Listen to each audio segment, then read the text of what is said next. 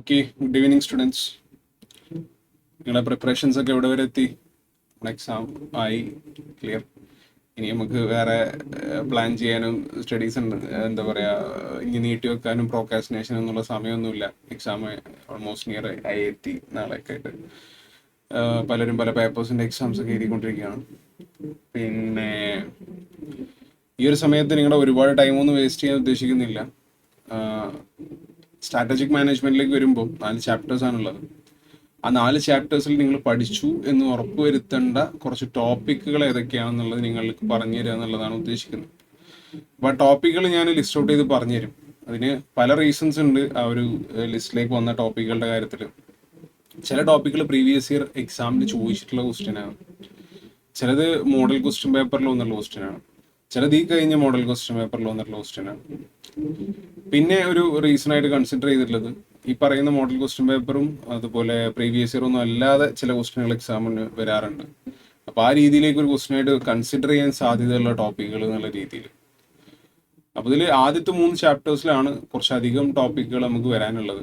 Clear, maximum area എന്നുള്ള രീതിയിലാണ് ഞാൻ കവർ ചെയ്തിട്ടുള്ളത്. കാരണം അതിൽ ഞാനൊരു 2-3 ടോപ്പിക് എന്നുള്ള രീതിയിൽ നിങ്ങൾ പോയിന്റ് ഔട്ട് ചെയ്ത് തരുമ്പോൾ ചിലർ അതിലേക്ക് മാത്രമായിട്ട് നിൽക്കാനുള്ള സാധ്യത ഉണ്ട്. അതിൽ റിസ്ക് എലമെന്റ് ഉണ്ട്. കൃത്യമായിട്ട് പഠിച്ചു വന്നിട്ടുള്ള കുട്ടികളെ സംബന്ധിച്ചിടത്തോളം അവർ ഏതൊക്കെ ടോപ്പിക് പഠിച്ചു എന്ന് ഉറപ്പ് വരുത്താൻ വേണ്ടിയിട്ടുള്ള ഒരു സെഷൻ. ക്ലിയർ, ഏതെങ്കിലും വിട്ടുപോയിട്ടുണ്ടെങ്കിൽ അതിലൊന്നും കൂടെ ഫോക്കസ് ചെയ്യാം. പിന്നെ നിങ്ങളിതിൽ ശ്രദ്ധിക്കേണ്ട ഒരു കാര്യം എന്ന് വെച്ച് കഴിഞ്ഞാൽ, നിങ്ങളുടെ പരീക്ഷയ്ക്കുള്ള ഒരു മാർക്ക് ഉണ്ടല്ലോ, ആ മാർക്കിന് എഴുതാൻ പറ്റുന്ന രീതിയിൽ ആ ഒരു ടോപ്പിക്കുമായി ബന്ധപ്പെടുത്തിയിട്ട് കുറച്ച് കണ്ടന്റ് പഠിച്ചു വെക്കുക എന്നുള്ളതാണ് നിങ്ങൾ ഉറപ്പുവരുത്തേണ്ടത്. ചില ടോപ്പിക്കിനുള്ള മെറ്റീരിയലിലേക്ക് വരുമ്പം 3-4 പേജുകൾ ചിലപ്പോൾ ഉണ്ടാവും. അത്രയൊന്നും ഒരിക്കലും നമുക്ക് ഈ സജസ്റ്റഡ് ആൻസർ കിട്ടിയാൽ പോലും പരീക്ഷയ്ക്ക് എഴുതാൻ കഴിയില്ല. അപ്പം ആ പോയിന്റിൽ നിന്നുകൊണ്ട് നിങ്ങൾക്ക് ഏതൊക്കെ ടോപ്പിക്കുകൾ പഠിക്കണം. ക്ലിയർ, അപ്പോൾ ആ ടോപ്പിക്കുകൾ ഞാൻ പറഞ്ഞു തരുമ്പോൾ ഇതിൽ നിന്നൊക്കെ ഒരു ഇത്രയും മാർക്കിന്, 6 മാർക്കിന് 7 മാർക്കിനൊക്കെ എഴുതാൻ പറ്റുന്ന രീതിയിൽ കണ്ടന്റുകൾ പഠിച്ചു വെക്കുക എന്നുള്ളതാണ് നിങ്ങൾ ശ്രദ്ധിക്കേണ്ട കാര്യം.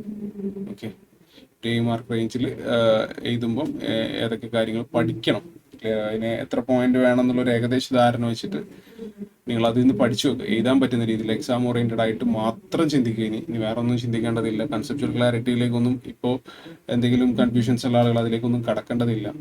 വെറും എക്സാം പോയിന്റ് ഓഫ് വ്യൂവിൽ മാത്രം ഇപ്പോൾ കാര്യങ്ങൾ കാണാം. ക്ലിയർ, അങ്ങനെയൊക്കെ നിങ്ങൾ കാണേണ്ട സമയം ഉണ്ടായിരുന്നു, അത് കഴിഞ്ഞു പോയി. ഇനി നമുക്ക് അത്രയൊന്നും സമയമില്ല. SM സ്കോറിംഗ് പേപ്പറാണോ IMSM. അപ്പോൾ ഈ ടോപ്പിക്സുകളൊക്കെ പഠിച്ച് പോവുകയാണെന്നുണ്ടെങ്കിൽ നിങ്ങൾക്ക് 40 ഔട്ട് ഓഫ് 40 തന്നെ സ്കോർ ചെയ്യാൻ പറ്റുന്ന രീതിയിലുള്ളൊരു പേപ്പറാണ് SM. ഓക്കെ, അപ്പോൾ നമുക്ക് ഓരോരോ ചാപ്റ്റേഴ്സിൽ ഏതൊക്കെ ഏരിയാസ് ശ്രദ്ധിക്കണം എന്നുള്ളത് നോക്കാം. ചാപ്റ്റർ 1ഉം 2ഉം 3ലേക്ക് വരുമ്പം 12 മുതൽ 13 വരെയുള്ള ടോപ്പിക്കുകളാണ് നമ്മൾ ഫോക്കസ് ചെയ്തിട്ടുള്ളത്. അതേസമയം ചാപ്റ്റർ 4ലേക്ക് വരുമ്പോൾ കമ്പാരിറ്റീവ്ലി ഒരു 6 ടോപ്പിക്കിലേക്ക് നമ്മൾ അതിനെ ലിമിറ്റ് ചെയ്തിട്ടുണ്ടാകും. ചില ടോപ്പിക്കിൻ്റെ ഉള്ളിൽ സബായിട്ട് കുറച്ച് വരും, എങ്കിലും ചാപ്റ്റർ 4ലേക്ക് വരുമ്പോൾ കമ്പാരിറ്റീവ്ലി ടോപ്പിക്കുകളുടെ കൗണ്ട് കുറവാണ്. അപ്പം ഇങ്ങനെയാണ് വരുന്നത്. അപ്പോൾ നമ്മൾ ആദ്യം ഇൻട്രഡക്ഷൻ ടു സ്ട്രാറ്റജിക് മാനേജ്മെന്റ് എന്നുള്ള രീതിയിൽ ചാപ്റ്റർ 1ലേക്ക് വരുമ്പോൾ, ചാപ്റ്റർ 1 SM-ലേക്ക് വരുമ്പോൾ ഇൻട്രഡക്ഷൻ ചാപ്റ്ററാണ്, ഫസ്റ്റ് ചാപ്റ്ററാണ്. ഇതിൽ നമ്മൾ ഫോക്കസ് ചെയ്യേണ്ട ആദ്യത്തെ ടോപ്പിക് എന്ന് പറയുന്നത് സ്ട്രാറ്റജിയുടെ ക്യാരക്ടറിസ്റ്റിക്സ് ആണ്. Characteristics of strategy. ഞാൻ പെട്ടെന്ന് എഴുതുന്നതിന്റെ ഭാഗമായിട്ട് ചിലപ്പോൾ സ്പെല്ലിംഗ് ഒന്നും അത്ര ഫോക്കസ് ചെയ്യില്ല, പറയുന്നത് ശ്രദ്ധിക്കാം. Okay, characteristics of strategy. പിന്നെ 3 ടൈപ്സ് ഓഫ് സ്ട്രാറ്റജി ഉണ്ട്. നിങ്ങൾക്ക് ഓർമ്മയുണ്ടാവുമെന്ന് വിചാരിക്കുന്നത് പല ടൈമിലായിട്ട് എക്സാമിനും മോഡൽ ക്വസ്റ്റ്യൻ പേപ്പറിലും ചോദിച്ചിട്ടുള്ള ക്വസ്റ്റ്യനാണ്. പ്രീവിയസ് ഇയർ ക്വസ്റ്റ്യൻ അതുപോലെ മോഡൽ ക്വസ്റ്റ്യൻ പേപ്പറിലൊക്കെ ചോദിച്ചിട്ടുള്ളതാണ്. ഇതിൽ നിങ്ങൾക്കറിയാം, നമ്മുടെ corporate, business level, functional level, ഇങ്ങനെ 3 ടൈപ്സ് ആയിട്ട് സ്ട്രാറ്റജീസ് വരുന്നുണ്ട്. അത് നിങ്ങൾ പഠിച്ചു വെക്കണം. ക്ലിയർ, അതും അതിൻ്റെ താഴെ കുറച്ച് പോയിന്റുകൾ എഴുതാൻ പറ്റുന്ന രീതിയിൽ കണ്ടന്റ് പഠിച്ചു വെക്കണം. നോട്ട് നമ്മൾ ക്ലാസ്സിൽ തന്നിട്ടുണ്ട്. പിന്നെ വരുന്നത് നിങ്ങൾ പഠിക്കേണ്ട ഒരു ഏരിയ എന്ന് പറയുന്നത് that is red ocean versus ocean. അതിൽ ആ ഒരു ചാർട്ട് ഉണ്ട്, അത് പഠിച്ചു വെച്ചാൽ അതിലിങ്ങനെ കമ്പാരിസൺ ഒരു ചാർട്ട് ഉണ്ടല്ലോ, 5 പോയിന്റ് വീതമുണ്ട്, അത് പഠിച്ചു വെക്കാം. പിന്നെ വരുന്നത് നിങ്ങൾ സ്ട്രാറ്റജിക് മാനേജ്മെന്റ് ബേസിക് എലമെന്റ്സ് ആണ്. 4 ബേസിക് എലമെന്റ്സ് നമ്മൾ ക്ലാസ്സിൽ ഡിസ്കസ് ചെയ്തിട്ടുണ്ട്. എൻവയോൺമെന്റൽ സ്കാനിങ് ഒക്കെ തുടങ്ങിയിട്ടില്ല, അത് നിങ്ങളൊന്ന് പഠിച്ചു വെക്കണം. അത് പലപ്പോഴും പലർക്കും അറിയാറുണ്ട്, കാരണം തുടക്കത്തിൽ നമ്മൾ റിപ്പീറ്റ് ചെയ്ത് പറയുകയും അങ്ങനെ പഠിക്കുകയൊക്കെ ചെയ്യുന്നതുകൊണ്ട് പലരും മറക്കാറില്ല. പിന്നെ നമ്മൾ പിറ്റേ ദിവസം ക്വസ്റ്റ്യൻസ് ഒക്കെ ചോദിക്കുമ്പോൾ കൂടുതലായിട്ടും ഇത് ചോദിക്കാറുണ്ട്. അപ്പം ക്ലാസ് കൃത്യമായിട്ട് ഫോക്കസ് ചെയ്ത ആളുകളെ സംബന്ധിച്ചിടത്തോളം അതിൽ വലിയ ബുദ്ധിമുട്ടുണ്ടാവില്ല. പിന്നെ വരുന്നതാണ് വിഷൻ, അതിൻ്റെ ബെനഫിറ്റ്സ്, പിന്നെ ഓർഗനൈസേഷണൽ കൾച്ചറിൻ്റെ 4 ലെയേഴ്സ്, ഓർഗനൈസേഷണൽ കൾച്ചറിൻ്റെ 4 ലെയേഴ്സ്. ഓക്കെ. പിന്നെ നിങ്ങൾ ശ്രദ്ധിക്കേണ്ട ഒരു ഭാഗമാണ് എത്തിക്കൽ ബിഹേവിയറുമായി ബന്ധപ്പെടുത്തിയിട്ടുള്ള ഒരു 4 പോയിന്റ് ഉണ്ട്, അതൊന്ന് നോക്കണം. പിന്നെ ചോദിച്ചേക്കാം എന്നുള്ള രീതിയിൽ കൺസിഡർ ചെയ്തൊരു ടോപ്പിക്കാണ്. പിന്നെ very important, that is desirable characteristics of desirable characteristics of objective. Smart, specific എന്നൊക്കെ പറഞ്ഞില്ല, മെഷറബിൾ എന്നൊക്കെ പറഞ്ഞിട്ടുള്ള ആ area. Desirable characteristics of objective. പിന്നെ വരുന്നത് very important, that is objectives of strategic മാനേജ്മെന്റിന്റെ ഒബ്ജക്റ്റീവ്. ശ്രദ്ധിക്കണം, സ്ട്രാറ്റജിക് മാനേജ്മെന്റ് ഒബ്ജക്റ്റീവ്. ആ ഒരു സിംഗിൾ യൂണിറ്റിൽ ഈ ഒരു ടോപ്പിക്ക് മാത്രമുള്ള യൂണിറ്റ് ഉണ്ടല്ലോ, അതിൽ നിന്നുള്ള ക്വസ്റ്റ്യൻ ആണ് ഇത്. മോഡൽ ക്വസ്റ്റ്യൻ പേപ്പറിലും പ്രീവിയസ് ഇയർ എക്സാം ക്വസ്റ്റ്യൻ പേപ്പറിലൊക്കെ ആയിട്ട് മൾട്ടിപ്പിൾ ടൈംസ് ചോദിച്ചിട്ടുള്ളതാണ്. നമ്മൾ കഴിഞ്ഞ സെഷൻസിലൊക്കെ ഡിസ്കസ് ചെയ്ത എല്ലാ സെഷനിലും കൺസിഡർ ചെയ്തിട്ടുള്ള ടോപ്പിക്കാണ്. നിർബന്ധമായിട്ടും ഇത് പഠിക്കണം, വെരി ഇമ്പോർട്ടൻറ്റ്. ഓക്കെ. പിന്നെ വരുന്നതാണ് association of professional change management recommend ചെയ്തിട്ടുള്ള, ACMP റെക്കമെൻഡ് ചെയ്തിട്ടുള്ള change management steps, change management steps recommend ചെയ്തിട്ടുള്ള. ഓക്കെ. പിന്നെ വരുന്നതാണ് സ്മാർട്ട് ഗോൾ ഫ്രെയിംവർക്കും അതുപോലെ ഫാസ്റ്റ് ഫ്രെയിംവർക്കും. ഒരു എന്താ പറയുക, എഫക്റ്റീവ് ആയിട്ടുള്ള ഒബ്ജക്റ്റീവ് ക്രിയേറ്റ് ചെയ്യാൻ വേണ്ട കുറച്ചുകൂടി മോഡേണൈസ്ഡ് ആയിട്ടുള്ള ഓപ്പറേഷൻ എന്ന് പറയുന്നത് ഫാസ്റ്റ് ആണ്, മുന്നേ സ്മാർട്ട് ആയിരുന്നു. പിന്നെ ബാലൻസ്ഡ് സ്കോർ കാർഡിന്റെ 4 perspectives of balanced score card. പിന്നെ എക്കണോമിക് പ്രോഫിറ്റും എക്കണോമിക് വാല്യൂ ആഡഡ്, ക്ലിയർ, അതിന്റെ അഡ്വാൻറ്റേജും ഒക്കെ ഒന്ന് നോക്കി വെക്കുക. ഓക്കെ. ഇത്ര ഏരിയാസ് ആണ് നമുക്ക് ഫസ്റ്റ് ചാപ്റ്ററിൽ കൺസിഡർ ചെയ്യാനുള്ളത്. ഓക്കെ. അവിടെ നിങ്ങൾക്ക് ഒന്നുകൂടെ നോക്കാം. ഓക്കെ. ഇത്രയും ടോപ്പിക്സ് ആണ് നമ്മൾ കൺസിഡർ ചെയ്യുന്നത്. ഇനി നമ്മൾ ചാപ്റ്റർ 2ലേക്ക് പോവാണ്. ചാപ്റ്റർ 2ലേക്ക് വരുമ്പോൾ നമ്മൾ കൺസിഡർ ചെയ്തിട്ടുള്ളത് almost equivalent number of topics തന്നെ നമ്മൾ കൺസിഡർ ചെയ്തിട്ടുണ്ട്. That is strategic analysis and strategic planning.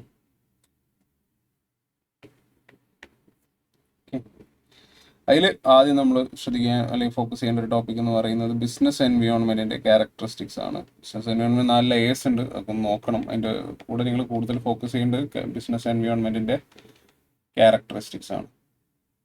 Complex dynamic എന്നൊക്കെ പറഞ്ഞിട്ട് മൾട്ടി ഫേസറ്റഡ് എന്നൊക്കെ പറഞ്ഞിട്ടുള്ള ഏരിയ. പിന്നെ നിങ്ങൾ ഇതുപോലെ തന്നെ നമ്മൾ കഴിഞ്ഞ സെഷനിൽ ഡിസ്കസ് ചെയ്യുമ്പോൾ ഇമ്പോർട്ടൻ്റ് ആയിട്ട് കൺസിഡർ ചെയ്തതാണ്, പ്രീവിയസ് ഇയറിൽ ഇതിലൊക്കെ കൺസിഡർ ചെയ്ത ടോപ്പിക്കാണ് പെസ്റ്റൽ ഫ്രെയിംവർക്ക്. വെരി ഇമ്പോർട്ടൻറ്റ്, പഠിച്ചു വെക്കണം. ഇതൊക്കെ നിങ്ങൾ ഒരുപാട് വാസ്റ്റായിട്ട് പഠിക്കേണ്ട, ഒരു 7 മാർക്കിന് എഴുതാൻ പറ്റുന്ന രീതിയിലുള്ള ഒരു കണ്ടന്റ് നിന്ന് പഠിച്ചു വെച്ചാൽ മതി. ഓക്കെ. പിന്നെ അതുപോലെ തന്നെ വാല്യൂ ചെയിൻ, പിന്നെ അതുപോലെ തന്നെ Potter's 5 forces framework, Potter's 5 forces framework. പിന്നെ വരുന്നതാണ് SWOT അനാലിസിസ്. SWOT അനാലിസിസിലേക്ക് വരുമ്പോൾ ശ്രദ്ധിക്കേണ്ട കാര്യം അതിൻ്റെ സ്റ്റെപ്സ് ഉണ്ട്. സ്റ്റെപ്സ് വളരെ സിമ്പിളാണ് പഠിക്കാൻ. പിന്നെ അതുപോലെ തന്നെ ഒരു അഡ്വാൻറ്റേജും അതുപോലെ തന്നെ ഡിസഡ്വാൻറ്റേജും പഠിച്ചു വെക്കണം. ഓക്കെ. പിന്നെ വരുന്നതാണ് പോർട്ട്ഫോളിയോ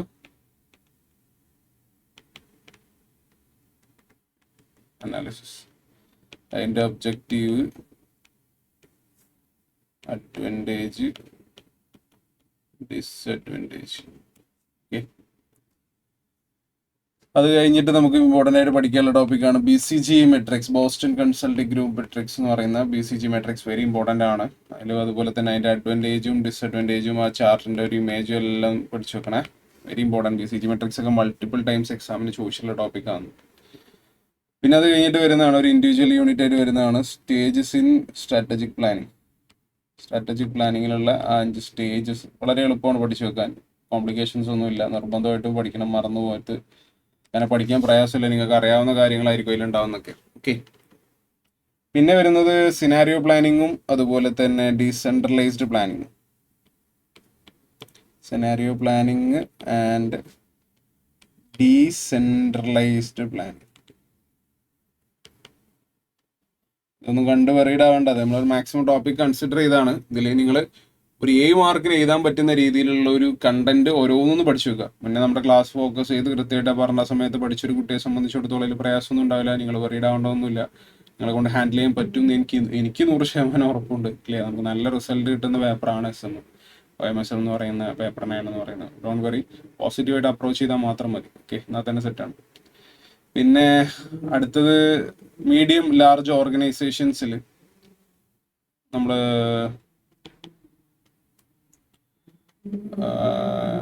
എംപ്ലോയ് ചെയ്യുന്ന ചില മെക്കാനിസംസ് ഉണ്ട്. ഈ സ്ട്രാറ്റജിക് ആൾട്ടർനേറ്റീവ്സ് കണ്ടെത്താൻ വേണ്ടി നമ്മൾ എംപ്ലോയ് ചെയ്യുന്ന കുറച്ച് മെക്കാനിസംസ് ഉണ്ട്.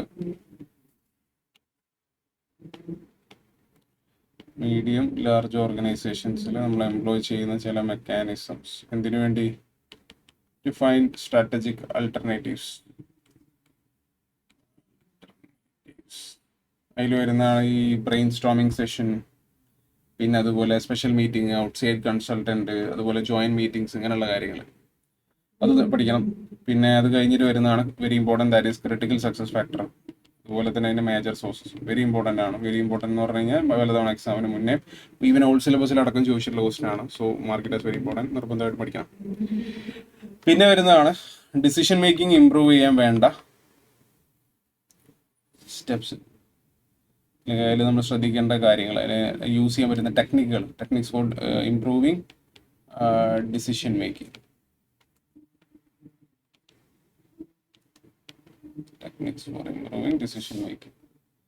അതിൽ വരുന്നതാണ് ഇപ്പോൾ നമ്മുടെ ഡെവിൾസ് അഡ്വക്കേസി. ഇതേതോ നമ്മുടെ മോഡലിലാണോ അല്ലെങ്കിൽ പ്രീവിയസ് എല്ലാം അറിയില്ല, അത് ചോദിച്ചിട്ടുണ്ട്.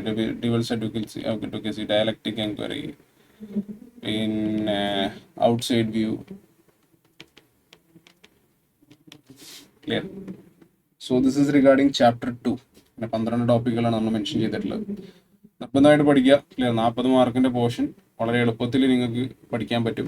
നിങ്ങൾ മറ്റ് സബ്ജക്റ്റായിട്ട് കമ്പയർ ചെയ്യുമ്പോഴൊന്നും ഇത് അത്ര ബേർഡൻ ഒന്നും ഫീൽ ചെയ്യില്ല. കറക്റ്റായിട്ട് ക്ലാസ് ഫോളോ ചെയ്ത് വന്നൊരു കുട്ടിയെ സംബന്ധിച്ചിടത്തോളം എഫേർട്ട് എടുത്താൽ പഠിച്ചു തീർക്കാൻ പറ്റാവുന്ന ഒരു സാധനം എന്ന് മാത്രമേ ഉള്ളൂ. നന്നായിട്ടൊന്ന് പ്ലാൻ ചെയ്ത് എക്സിക്യൂട്ട് ചെയ്ത് കഴിഞ്ഞാൽ കവർ ചെയ്യാൻ പറ്റുന്ന ടോപ്പിക്കേ ഉള്ളൂ.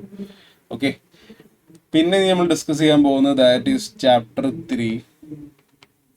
ചാപ്റ്റർ 3 എന്ന് പറയുമ്പോൾ strategic formulation and implementation. Strategic formulation and implementation chapter 3. അതിൽ നമുക്ക് ആദ്യം വരുന്ന ടോപ്പിക് എന്ന് പറയുന്നത് that is production, supply chain, പിന്നെ അതുപോലെ മാർക്കറ്റിംഗ് സ്ട്രാറ്റജി. ക്ലിയർ? ഇതിൻ്റെ കൂടെ തന്നെ HR സ്ട്രാറ്റജി വരുന്നുണ്ട്.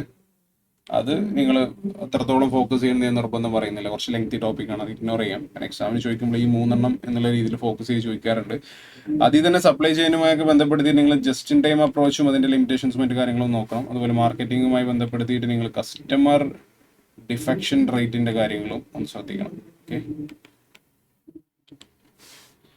പിന്നെ വരുന്നതാണ് 5 ടൈപ്സ് ഓഫ് സ്ട്രക്ചർ. അതിൽ നിങ്ങൾക്ക് ഇപ്പോൾ 5 ടൈപ്പ് എന്ന് പറയുമ്പോൾ വി ഹാവ് ഫങ്ഷണൽ, പിന്നെ മൾട്ടി ഡിവിഷണൽ, പിന്നെ ഇതിൻ്റെ രണ്ടിൻ്റെ കോമ്പിനേഷൻ പോലെ വരുന്ന മെട്രിക്സ്, പിന്നെ വി ഹാവ് ട്രാൻസ്ലേഷണൽ, പിന്നെ we have project based. Clear? ഇതിൽ ട്രാൻസ്ലേഷനിലേക്ക് ബാക്കി എല്ലാത്തിനും അഡ്വാൻറ്റേജും ഡിസ്അഡ്വാൻറ്റേജും ഒക്കെ ഉണ്ടാവും. അപ്പോൾ അതൊക്കെ ഒന്ന് പഠിച്ചു വെക്കണം കേട്ടോ. ഇതിന് ലൈക്ക് ഇങ്ങനെ ഇവർക്കൊക്കെ അഡ്വാൻറ്റേജും ഡിസ്അഡ്വാൻറ്റേജും ഉണ്ടാവും. അപ്പോൾ അത് നിങ്ങൾ പഠിച്ചു വെക്കണം. ഓക്കെ, ഇതിലെല്ലാം ഒന്നും ചോദിക്കണമെന്നില്ല, ഏതെങ്കിലുമൊക്കെ ആയിരിക്കും ചിലപ്പോൾ ചോദിക്കുന്നത്. ഓക്കെ, അപ്പോൾ അതുകൊണ്ട് ഏതെങ്കിലും ഒരു പർട്ടിക്കുലർ സാധനത്തിന് അഡ്വാൻറ്റേജ് ഡിസ്അഡ്വാൻറ്റേജ് എന്നുള്ള രീതിയിൽ ചോദിക്കാൻ സാധ്യതയുള്ളതുകൊണ്ട് എല്ലാത്തിൻ്റെ അഡ്വാൻറ്റേജും ഡിസ്അഡ്വാൻറ്റേജും പഠിച്ചു വെക്കണം. ഓക്കെ, പിന്നെ okay, after that we have ഓരോ സ്ട്രക്ചേഴ്സ്, സ്പെസിഫിക് ആയിട്ടുള്ള ടൈലർ മെയ്ഡ് ആയിട്ടുള്ള സ്ട്രക്ചേഴ്സ് സെറ്റ് ചെയ്യുന്നതിന് വേണ്ടിയിട്ടുള്ള 9 ഡിസൈൻ ടെസ്റ്റുകൾ. അതുപോലെ ഒരു മോഡൽ ക്വസ്റ്റ്യൻ പേപ്പറിലും മറ്റൊക്കെ കണ്ടിട്ടുണ്ട്. അപ്പം അത് നോക്കണം. പിന്നെ വരുന്ന ഇമ്പോർട്ടൻറ്റ് ടോപ്പിക് എന്ന് പറയുന്നത് that is strategic business unit അഥവാ SBU എന്ന് പറയും. ക്ലിയർ, ചെറിയ ഒരു ചാപ്റ്റർ ആണ്. അപ്പോൾ അതിൻ്റെ ഇന്റേണൽ എക്സ്റ്റേണൽ ക്രൈറ്റീരിയ, മാർക്കറ്റ് ബേസ്ഡും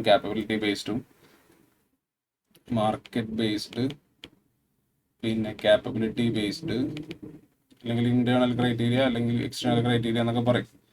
അപ്പോൾ അത് നിർബന്ധമായിട്ട് പഠിച്ചു വെക്കണം. പിന്നെ അതിൻ്റെ കൂടെ തന്നെ നിങ്ങൾ പഠിക്കേണ്ട ഒരു ഇമ്പോർട്ടൻറ്റ് ടോപ്പിക്കാണ്, വളരെ സിമ്പിൾ ആയിട്ടുള്ളൊരു ടോപ്പിക്കുമാണ്.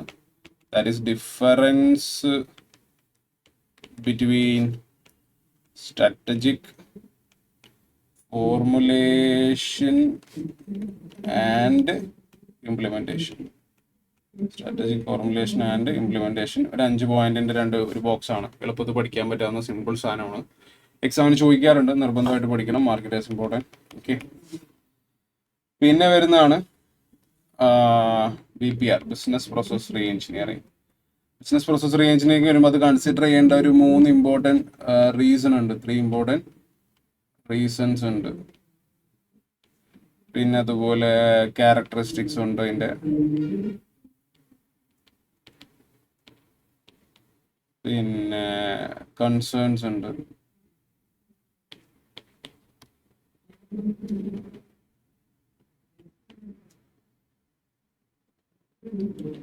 ഓക്കെ, ഇത്രയും കാര്യമാണ് BPRമായി ബന്ധപ്പെടുത്തിയിട്ട് നോക്കാനുള്ളത്. പിന്നെ അത് കഴിഞ്ഞാൽ നമുക്ക് ടൈപ്സ് ഓഫ് ജനറൽ കൺട്രോൾ സിസ്റ്റവുമായി ബന്ധപ്പെടുത്തിയിട്ട് നമുക്ക് കുറച്ച് അധികം ടോപ്പിക്സ് വരുന്നുണ്ട്. ഇപ്പോൾ ഒരു എക്സാമിന് ഒരു മോഡൽ ക്വസ്റ്റ്യൻ പേപ്പറിൽ ചോദിച്ചിട്ടുണ്ട്, പേഴ്സണൽ ഔട്ട്പുട്ട്, ബിഹേവിയർ, അതുപോലെ അതിൻ്റെ കൂടെ വരുന്നതാണ് സ്ട്രാറ്റജിക് കൺട്രോൾ. ഈ കാര്യങ്ങളൊക്കെ നോക്കണം. പിന്നെ അത് കഴിഞ്ഞിട്ട് സ്ട്രാറ്റജിക് കൺട്രോളുമായി ബന്ധപ്പെടുത്തിയിട്ടുള്ള അപ്രോച്ചസ് ഉണ്ട്, ട്രഡീഷണൽ അപ്രോച്ചും ഉണ്ട്, and we have contemporary approaches to strategic control. We have traditional and we have contemporary approach. പിന്നെ ഓപ്പറേഷണൽ കൺട്രോൾ ഉണ്ട്, ടാസ്ക് കൺട്രോൾ ഉണ്ട്.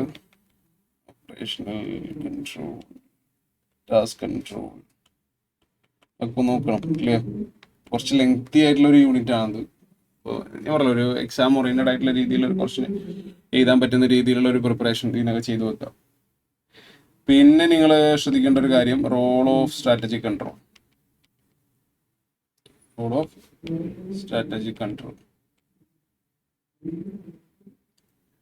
പിന്നെ അതുപോലെ അതിൻ്റെ കൂടെ നിങ്ങൾ ശ്രദ്ധിക്കേണ്ട കാര്യമാണ് ഗൈഡ് ലൈൻസ് ഫോർ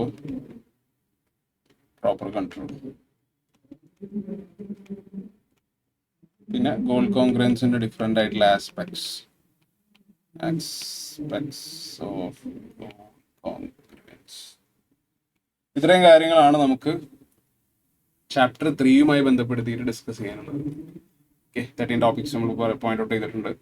എല്ലാം നോക്കുക. ഓക്കെ, എല്ലാം ഞാൻ പറഞ്ഞല്ലോ, ഒരു 7 മാർക്കിൻ്റെ ക്വസ്റ്റ്യൻ വന്നു കഴിഞ്ഞാൽ എഴുതാൻ പറ്റാവുന്ന രീതിയിലുള്ളൊരു കവറേജ് എല്ലാ ടോപ്പിക്കുമായി ബന്ധപ്പെടുത്തിയിട്ട് ചെയ്യാം. Okay, and we are moving on to the last chapter, that is chapter 4, that is digital strategy.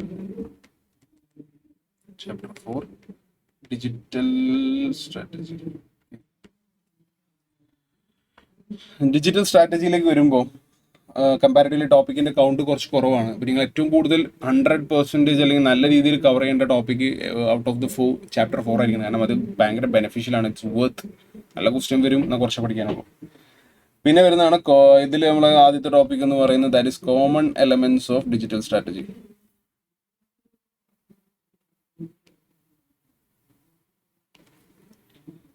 Common elements of digital strategy.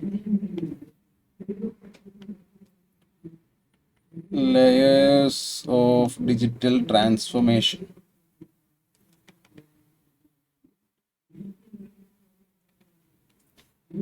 പിന്നെ ഇതിൽ വരുന്ന വളരെ ഇമ്പോർട്ടൻ്റ് ആയിട്ടുള്ള ടോപ്പിക്കാണ് that is big data. Big data market is very important, multiple times ചോദിച്ചിട്ടുള്ളതാണ്. അതുപോലെ തന്നെ equivalent ആയിട്ടുള്ള ഇമ്പോർട്ടൻസ് ഉള്ള ടോപ്പിക്കാണ് ക്ലൗഡ് കമ്പ്യൂട്ടിംഗ് അഥവാ ക്ലൗഡ് സ്റ്റോറേജ് എന്ന് പറയുന്നത്. രണ്ടും market is very important. Cloud computing തന്നെ അതുമായി ബന്ധപ്പെടുത്തിയുള്ള ബേസിക് ടോപ്പിക്സ് കഴിഞ്ഞതിന് ശേഷം അതിൻ്റെ ബെനിഫിറ്റ്സും ഡീമെറിറ്റ്സും ആയിട്ടുള്ള ഒരു ഏരിയ വരുന്നുണ്ട്. അത് മാത്രമായിട്ടൊക്കെ ക്വസ്റ്റ്യൻ ചോദിക്കാറുണ്ട്. അപ്പോൾ ഇതൊക്കെ മസ്റ്റ്, നിർബന്ധമാണ്. Very very very very very important, very very important, very very very important ആണ് ഈ ബിഗ് ഡാറ്റയും അതുപോലെ തന്നെ ക്ലൗഡ് കമ്പ്യൂട്ടിംഗ് ഒക്കെ. ഓക്കെ, പിന്നെ അത് കഴിഞ്ഞാൽ കഴിഞ്ഞ ഒരു മോഡൽ ക്വസ്റ്റ്യൻ പേപ്പർ ഉണ്ടായിരുന്ന ഒരു ക്വസ്റ്റ്യൻ ആണ് റിഗാർഡിങ് ആർട്ടിഫിഷ്യൽ ഇൻ്റലിജൻസും അതുമായി ബന്ധപ്പെടുത്തിയിട്ട് തന്നെ ബ്ലോക്ക് ചെയിൻ, പിന്നെ റോബോട്ടിക് പ്രോസസ് ഓട്ടോമേഷൻ അഥവാ ബോട്ട് സോഫ്റ്റ്വെയർ ബോട്ടുകളുടെ കേസ്, പിന്നെ ഡിജിറ്റലൈസേഷൻ ഓഫ് സ്പോർട്സ്. ഇതിൻ്റെ ക്വസ്റ്റിൻ്റെ ഡിസ്കഷൻ നമ്മൾ ഓൾറെഡി ചെയ്തിട്ടുണ്ട്, ഓക്കെ, ചാനലിലുണ്ട്. ഡിജിറ്റലൈസേഷൻ ഓഫ് സ്പോർട്സ്, പിന്നെ അതുപോലെ തന്നെ internet of things. Internet of തിങ്സിൽ ആണ് ഈ സ്മാർട്ട് ഫ്രിഡ്ജ് അങ്ങനെയുള്ള സാധനങ്ങളൊക്കെ വരുന്നത്, അല്ലേ? അപ്പോൾ ഈ ടോപ്പിക്സ് ഒക്കെ നിർബന്ധമായിട്ട് നോക്കണം. The last topic for the chapter 4 is that is different types of digital marketing strategies.